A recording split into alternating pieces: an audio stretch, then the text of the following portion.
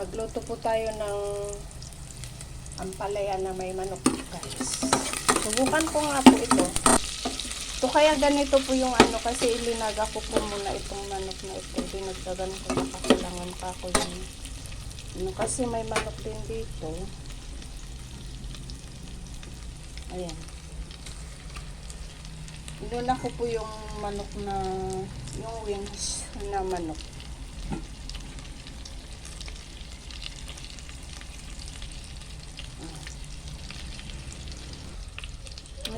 Yung nilagay ko lang pala, guys, yung okay lang din naman yung sibuyas. Hindi ko pala nilagay yung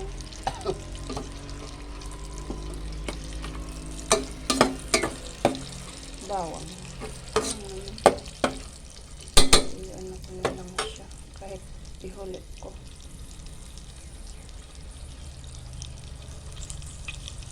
Ayan po yung bawang na kalimutan ko sa mga ilagay na lang ko na.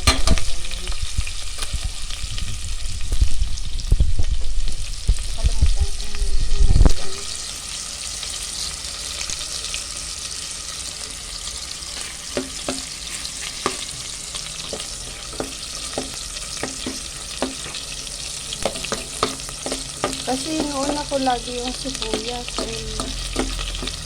yung bang ng sibuyas bago yung bawang.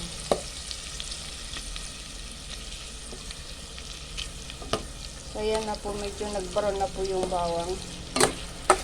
Lagyan mo natin, halo na natin.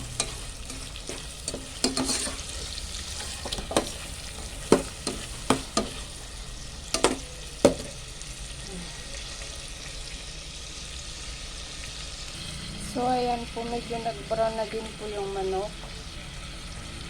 Saba po yung, medyo nagtubig po yung manok. Para mas maganda pa nga po yan, para hindi masunog po yung ating gulay. So, ayan po, unahin po natin. Hindi ko alam kung sandali lang po magkasabay maluto tong tong mais at saka yung carrots. So, gawin ko na lang po ay unahin ko po itong carrots, guys. Baka mas mahirap maluto itong carrots. So, ano na lang, guys, yung inaano ko na lang sa kamatis dahil pinaghalo ko ito. Gusto ko ilagay ng sabay, kaso nga lang, baka nag-isip ako, baka medyo mahirap maluto itong carrots. So, halo po natin.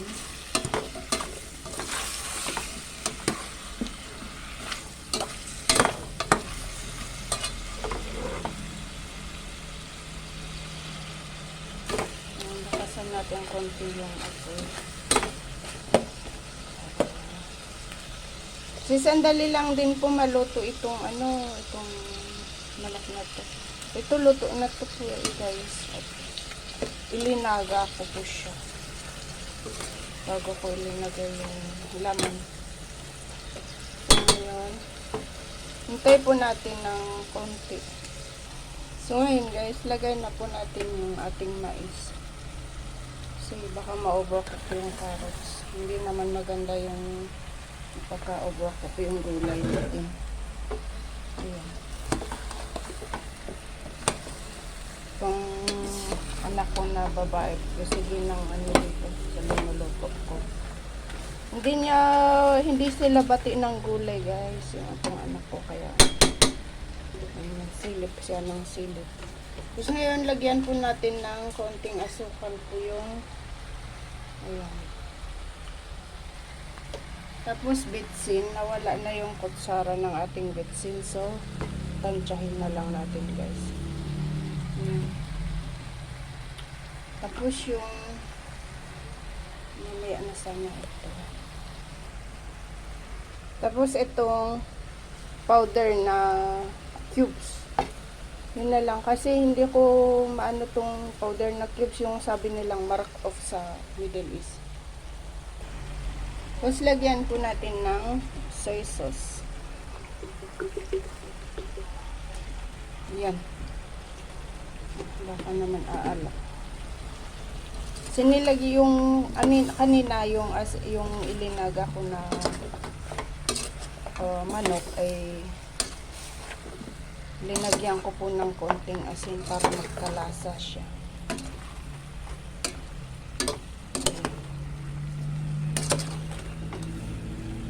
Halo po natin para may halo po yung yung ingredients.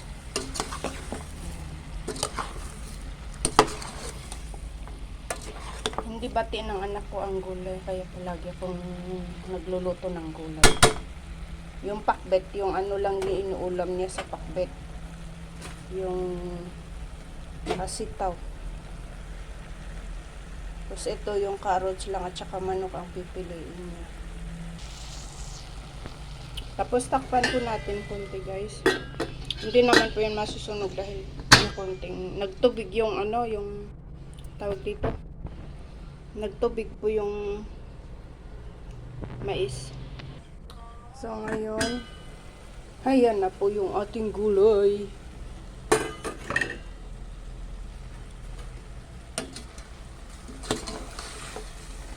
Medyo nawalan na ng tubig. So lagyan na po natin ng oyster sauce. Para medyo lumapot naman konti, guys.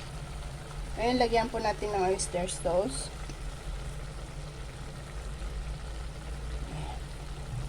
Ano na yan?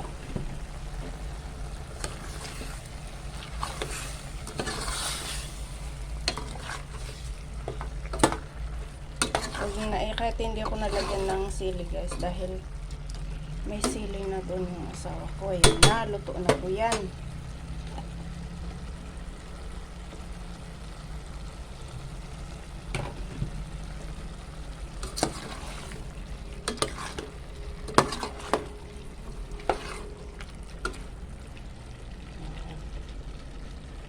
Diba? So po, guys, maraming salamat po sa magluto po tayo ng ampalaya na may manok, guys. Subukan ko nga po ito. Panggisa ko yung yung ribs ba yun, yung ng manok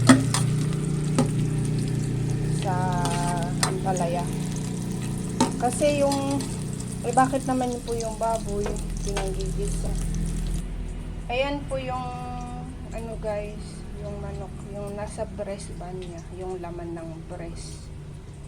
Gisa po natin sa ampalaya, guys. Ayan, medyo nangitim na po yung ating sibuyas. So itong bawang at saka sili naman po ilagay natin.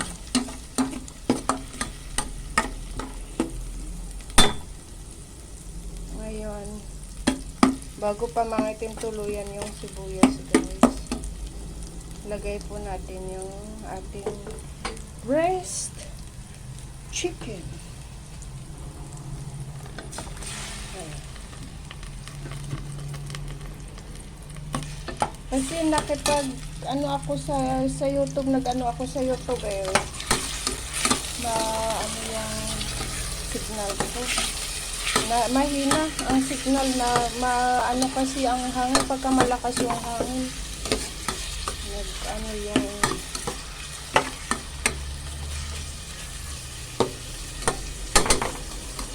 ayan, iwanan po natin konti, guys. So ayan, lagyan po natin ng konting asin para magkalasa po yung ating chicken. Iganta po natin konti lang. Tapos, of course, bitsin. Uy! Ang dami. Tansya-tansya lang to ako Yung napadami, guys. Ayan. Asukal po to, guys. Yung nilagay ko. Yung napadami po ay yung bitsin. Tapos, yung cubes powder. Pag ko dito kasi Wala po sila. May cubes yan sila pero ito yung kinukuha namin. May cubes sila sa grocery. Tapos, lagyan po natin, ilagay, mamaya-maya, ilagay na po natin yung ating gulay.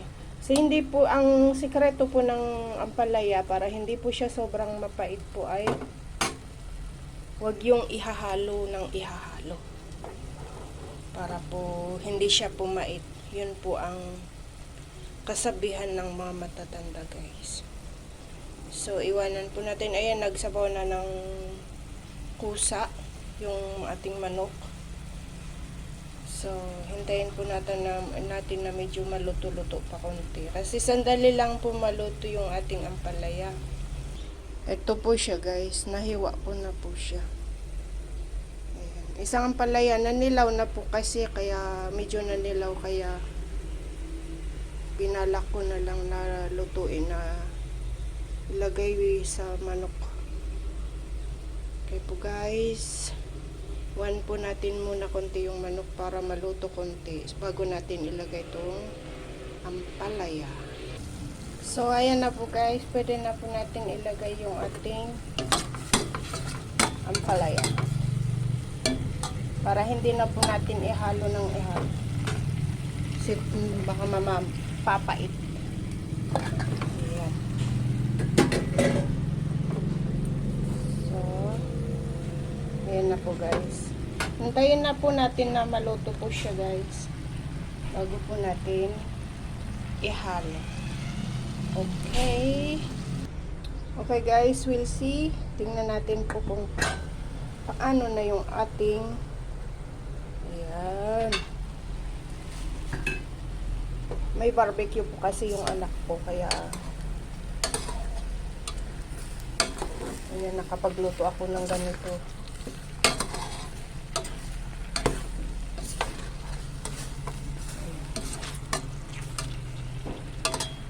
Luto na siguro to. May nabili ang tatay ng anak ko kaninang umaga ng barbecue. So,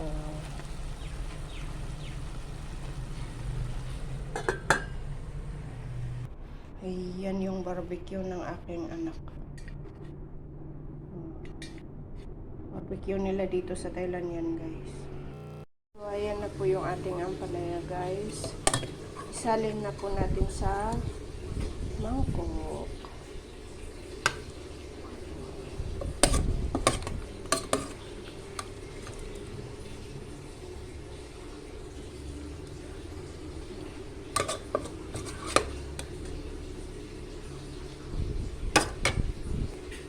So, ayan na po, guys.